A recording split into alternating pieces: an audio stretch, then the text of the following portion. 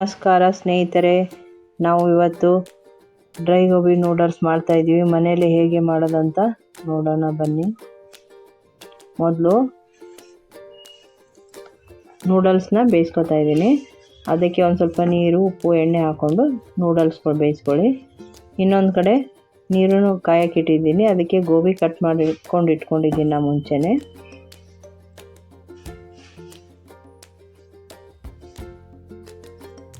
ಅದನ್ನು ಹಾಕೊಳ್ಳೋಣ. ಅದಕ್ಕೆ ಒಂದು ಸ್ವಲ್ಪ ಉಪ್ಪು, ಅರಿಶಿನ ಹಾಕ್ಕೊಂಡು ಬೇಯಿಸ್ಕೊತಾ ಇದ್ದೀನಿ. ನಂತರ ಇವಾಗ ಒಂದು ಸ್ವಲ್ಪ ಹಿಟ್ಟು ಕಲಿಸ್ಕೊಳ್ಳೋಣ. ನಾನು ಮುಂಚೆ ಗೋಬಿ ಹೇಗೆ ಮಾಡೋದಂತ ತೋರಿಸಿದ್ದೀನಿ. ಒಂದು ಸ್ವಲ್ಪ ಮೈದಾ, ಕಾರ್ನ್ಫ್ಲೋರು, ಅಚ್ಚ ಖಾರದ ಪುಡಿ, ಇದೆಲ್ಲನೂ ಹಾಕ್ಕೊಂಡು ಕಲಿಸ್ಕೊಳ್ಳಿ.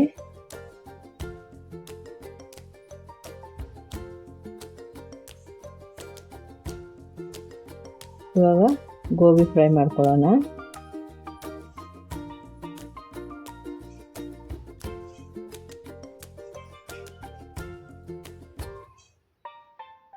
ಅದನ್ನು ಮೀಡಿಯಮ್ ಫ್ಲೇಮಲ್ಲಿ ಫ್ರೈ ಮಾಡ್ಕೊಳ್ಳಿ. ಕ್ರಿಸ್ಪಿಯಾಗಿ ಬರುತ್ತೆ.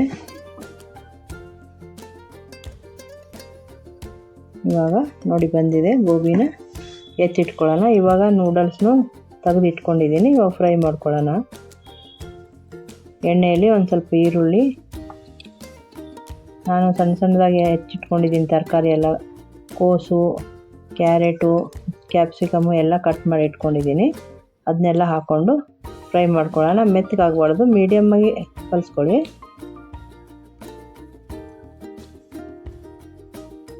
ಅದಕ್ಕೆ ನೂಡಲ್ಸ್ ಹಾಕ್ಕೊಳ್ಳೋಣ.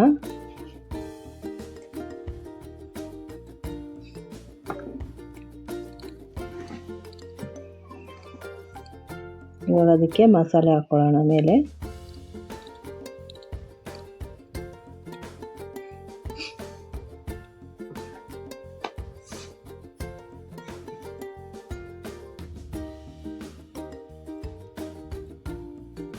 ಸ್ವಲ್ಪ soya sauce, chilli sauce, tomato sauce,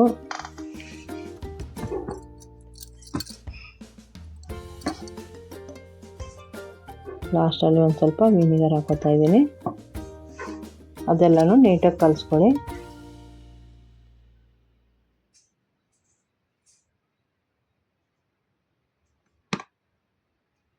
pepper powder, ಜೀರಿಗೆ ಪೌಡ್ರು, ಸ್ವಲ್ಪ ಕೊತ್ತಂಬರಿ ಸೊಪ್ಪು,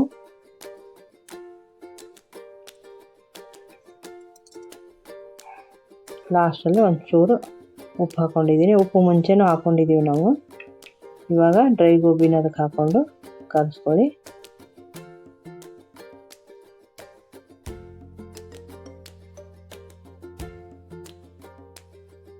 ಇವಾಗ ಡ್ರೈ ಗೋಬಿ ರೆಡಿಯಾಗಿದೆ.